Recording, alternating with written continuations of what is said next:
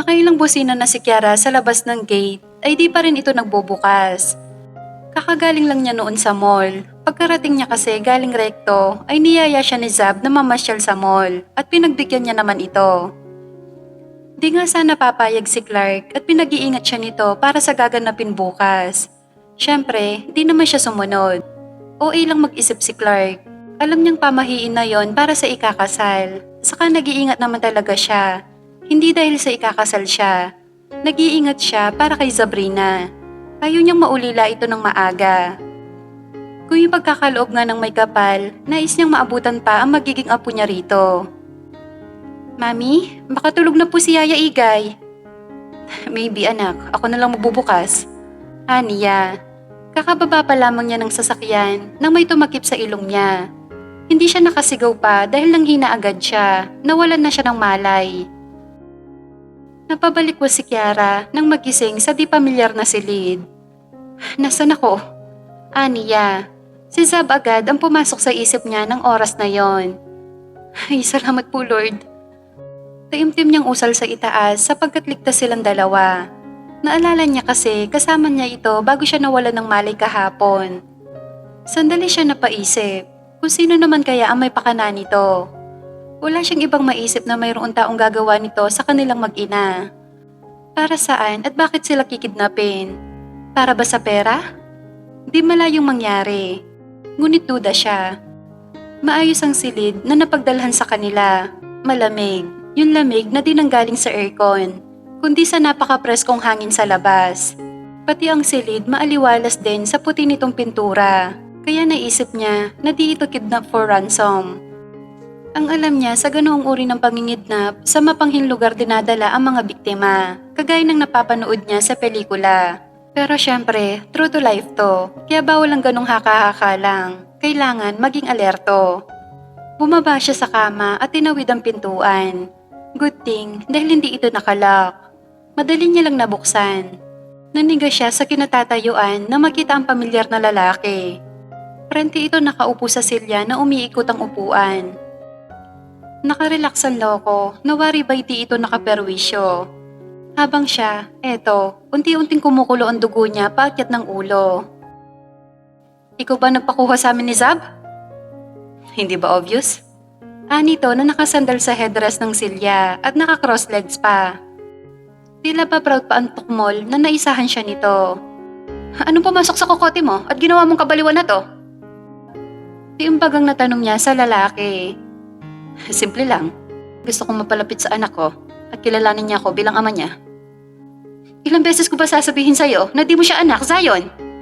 Madiin niyang sabi dito. May ilang minuto din ito nakatitig sa mata. Sigurado ka ba? Kakasabi ko lang. May hinugot itong papel sa likod nito at inabot sa kanya na walang sinasabi. Madalian lamang ang pagkuha niya sa kamay nito. Pangalan ng klinik ang nasa taas at kung para saan ba ang test na to. Bumaba agad ang mata niya sa pinakababa, 99.9%. Naibaba niya ang papel at matiim na tumingin sa mata ng kaharap. Peke to. Aniya. Sabay balik sa papel na di naman ito pinansin pa. Paano mo naman nasisiguro na sa inyong dalawa yan ni Zab? Di ito kinuha ng lalaki at sa halip ang cellphone nito ang binuksan at pinakita sa kanya ang specimen sample na ginamit nito sa test. Yung toothbrush na Hello Kitty ni Zab. Natatandaan niya, naiwan niya yun sa hospital. Ano pang palusot mo, Kiara? May tatanong ka pa? Kahit ano yatang sabihin niya, masusupla siya nito. At oo, aaminin niya na naubusan na siya ng depensa kontra dito. Sabihin mo, bakit mo ba tinago ang tungkol kay Zab sa akin? Sa tingin mo, pagkatapos ng mga nangyari may mukha pa akong ihaharap sa inyo? Ismin yan tanong dito. Hindi ba isinusuka mo na ako? Kayo ni Auntie? Hindi ganun kakapal ang mukha ko para pumalik at sabihin sa inyo na buntis ako. Mali pa rin ang ginawa mo. Ako ang ama, karapatan ko malaman ng totoo. Natawa siya nang mapakala sa sinabi nito. Lahat naman ng ginawa ko mali para sa'yo. Kaya siguro hindi mo ako nagustuhan, di ba? Anong punto pa para malaman mong may anak tayo? Wika niya na di nito inimikan.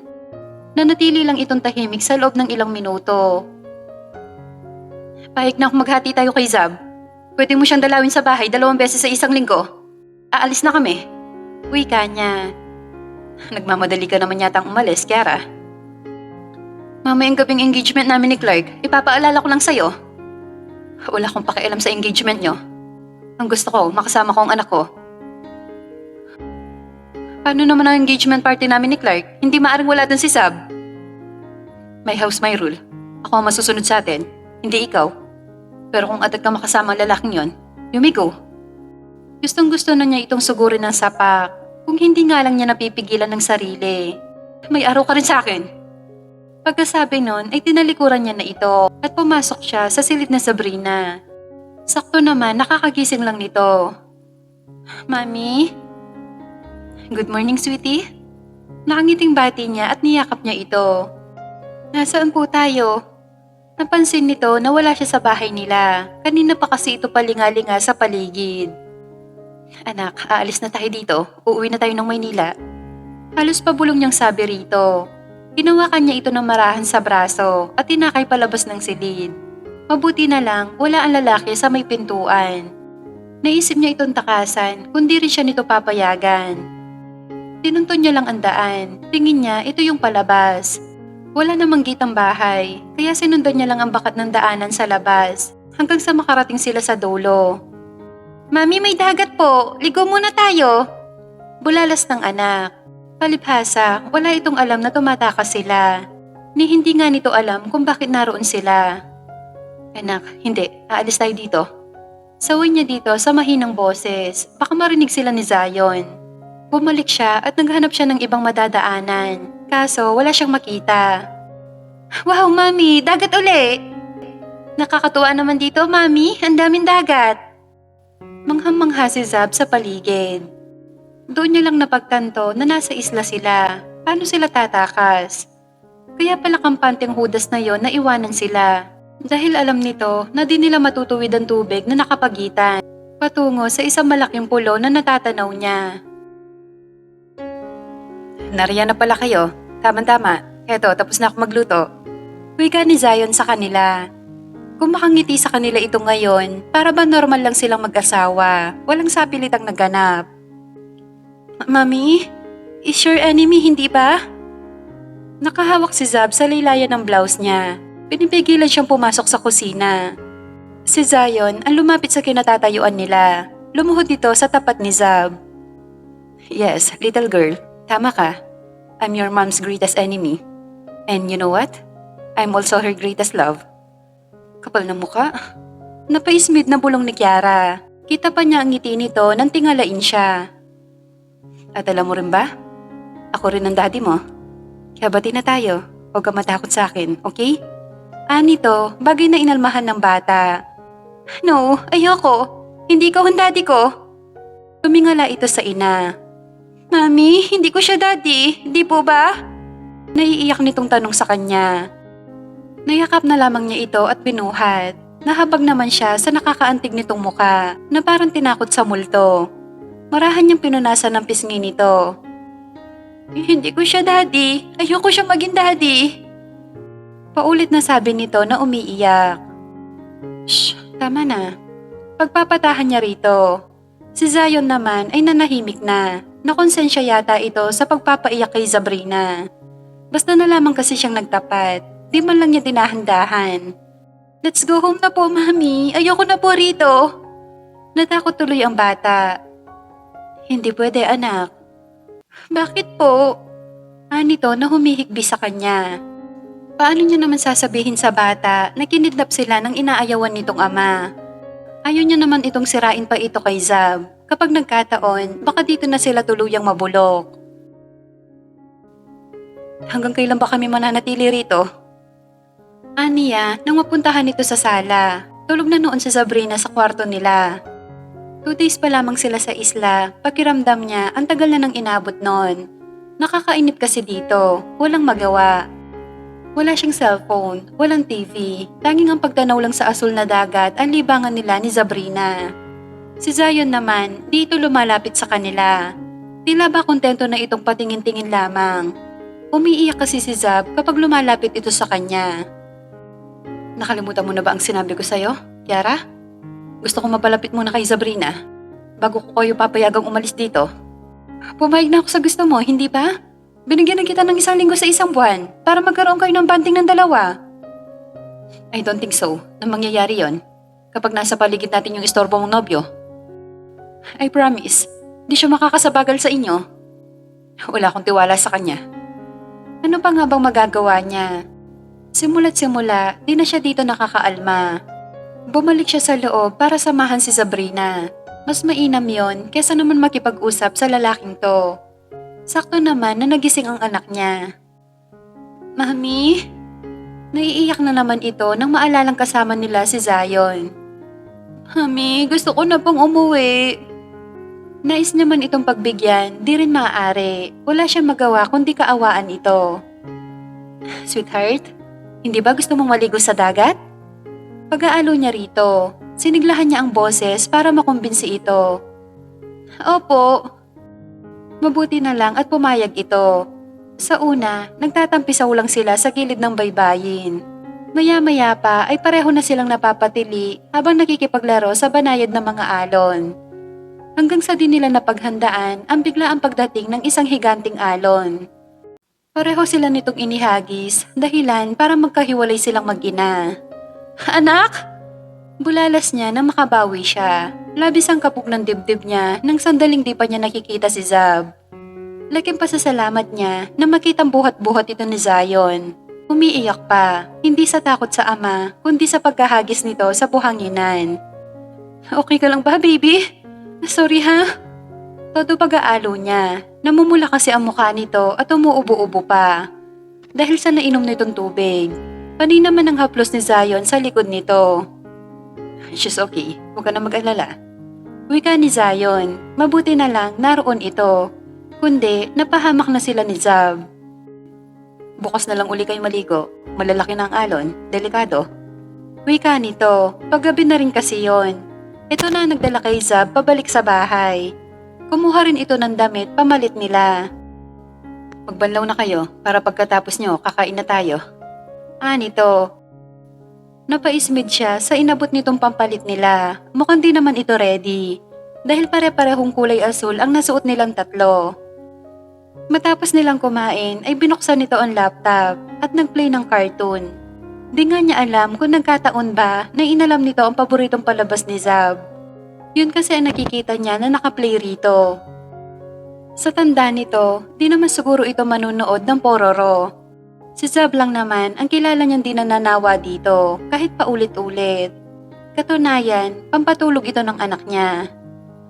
Napalapit tuloy dito ang bata at napaupo sa tabi ng ama. Sunod na lingon niya ay nakita niya si Zab na nakahilig sa dibdib ng ama habang nakaupo ang dalawa sa sahig. Nararamdaman na yata nito na isang dugo lang ang dumadaloy sa ugat nila. Kaya komportable itong nakikinood sa laptop ng binata. Huwag mo sabihin na dito ka matutulog. Tanong niya dito. Tumabi kasi ito kay Zab sa kama. Ito na rin na nagpatulog kay Zab kanina. Pinuha lang nito papunta sa kwarto. Oo, gusto ko rin siya makatabi. Habang narito pa kayo. Okay, ako na lang ang aalis. Wika niya at bumaba sa kama. Kagabi kasi, dito na rin ito nakatulog. Matapos basahan si Zab ng bedtime story.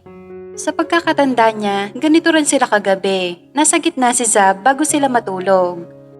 Kaya lang, nung malalim na ang gabi ay nasa gilid na ito at nasa gitna na si Zion. Masama pa rito, nakayakap siya rito nang magising siya. Kaya naman, di na siya makatingin dito nung umaga. Baka naman isipin ng baliw na to na patay pa rin siya dito. Kaya bitbit niya ang unan papunta sa kabilang silid. God knows kung gaano niya pinipigilan ng sarili na magkaroon ng attachment uli rito. Ayaw na niyang bumalik sa dati na nagmamakaawa siya maging sila lang. Kontento na siya na ang yakap niya ay unan habang nakapikit ang mga mata. Nagising siya ng alanganing oras, parang di siya makahinga sa brasong nakabalot sa katawan. Kahit di niya maaninag ang mukha ng kasama dahil medyo madilim ang kwarto, di siya maaaring magkamali sa amoy nitong di naman mukhang engkanto. Ito lang naman ang lalaki dito, sino pa bang tatabi sa kanya? Bakit ba naririto ka? Aniya habang sinusubukan niyang kalasin ang braso nito sa katawan niya. Gusto ko lang nakayakap ka. Huwag kang malikot. Katabi mo si Zab, pwede mo naman siyang yakapin. Tumawid ka pa talaga rito? Naiinis niyang sabi. Pinipilit niyang kalasin ang kamay nito sa baywang niya. Bitawan mo ako, iniwan mo siya mag-isa, matatakotin pa naman din yon. Marami akong una na tinambak sa kanya, kaya di niya mararamdaman na wala siyang katabi. Kaya mo muna ako makasama ka ngayong gabi. Nito na ikinaikot ng mata niya. May nobyo na ako, Zion, kaya wag mo na ako landiin pa. Ganon din naman ang ginawa mo sa akin, di ba? Kahit alam mong nobya ko na si Nea. Gumaganti ka ba? Sa tingin mo? Nito na nakatitig sa labi niya. Naka-adjust ang mata niya noon, kaya nakikita na niya ang mukha nito sa dilim. Di naman kasi yun ganun kadilim, dahil may ilaw sa labas na nanggagaling sa solar power. Di siya nakareklamo nang biglang ang kinin nito ang labi niya. Binitawan siya nito nang kapwa sila kapusin ng hangin. Anong pakiramdam? Ginawa mo rin to sa akin 6 years ago. Actually, higit pa yun dito. Ang tila nanunudyo nitong sabi. Tinawanan niya lang ito ng pagak. So gumaganti ka nga? Ang hina mo naman, yan lang ang kaya mo? Lumaki ang mata nito nang halikan niya ito sa labi. Ayaw niya magpatalo rito. Kung ito ang nais niyang laro, sige, makikipaglaro siya. Siguro naman, titigil din ito kapag amanos na sila. Tuluyan na itong natuliro nang tanggalin niya ang suot niyang pantulog. Marahil din ito inaasahan ang gagawin niya. Masigit niyang ikinagulat nang itumba siya nito sa kama at pumailalim siya dito. Abot-abot ang kabang nararamdaman niya ng mga sandaling yon. Mapapasubo yata talaga siya ngayon. Akala niya ready siya sa gagawin nito, hindi pala. Siguro makikisama naman ang katawan niya kung pure ang intensyon nito. Kaso sa nakikita at pinaparanas nito sa kanya ngayon, it was pure sex lang, walang love involved.